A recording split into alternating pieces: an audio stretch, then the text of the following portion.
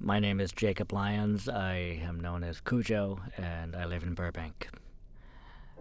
Well, I've been breaking, which is how we call breakdancing. We call ourselves b-boys. I've been a b-boy for 24 years. I was a teenager. I was in high school when I learned, and I came from a really rough background. Wasn't particularly good at anything. Kind of smart, but not smart enough to do that much with it. And not particularly athletic, not good at any sports, not even a good dancer, just, I like to climb things. I had a lot of energy, and, I was hard of hearing since birth, and that caused issues understanding people, but also communicating because of speech impediments.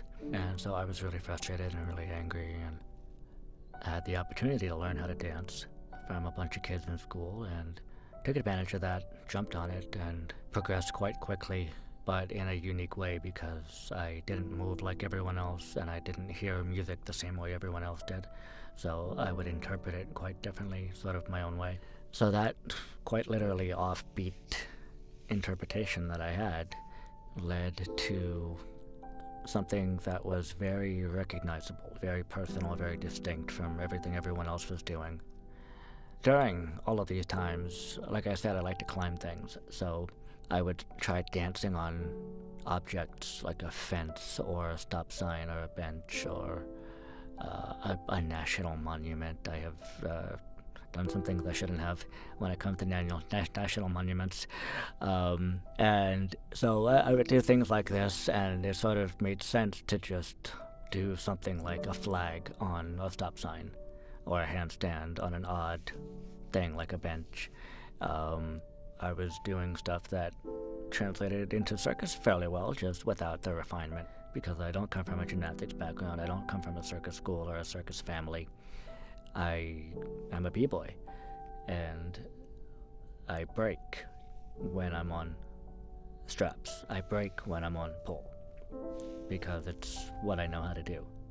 I also have enough vocabulary to convince you that I am an aerialist or a pole acrobat, but I'm still a b-boy when I'm doing these things, and that's kind of the fun of it. That makes me a bit odd, but I think it works, and it's a heck of a lot of fun to do it my way. I don't have just one definition of love. I like to take my cue from the sort of Greek philosophical approach to love, of which there are multiple definitions.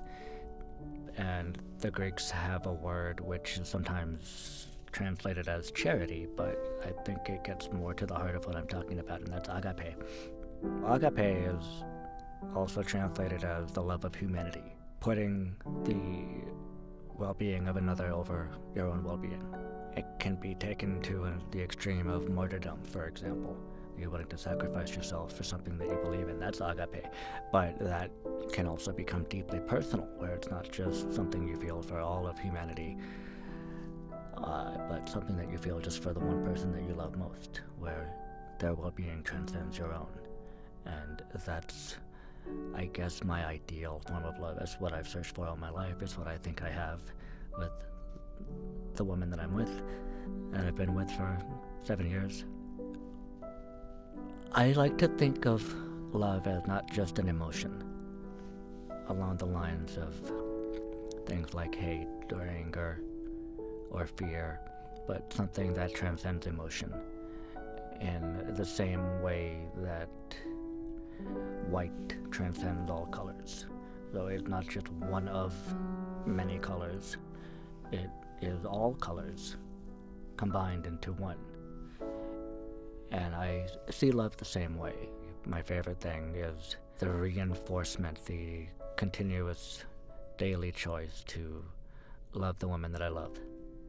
And to have done that for now 7 years, and this act is actually dedicated to her in celebration of our 7-year anniversary. So we not always had an easy time, and it wasn't just super romantic love at first sight sort of thing. It was something that developed and unfolded day by day over quite a few years now, and continues to do so, hopefully for a long time to come.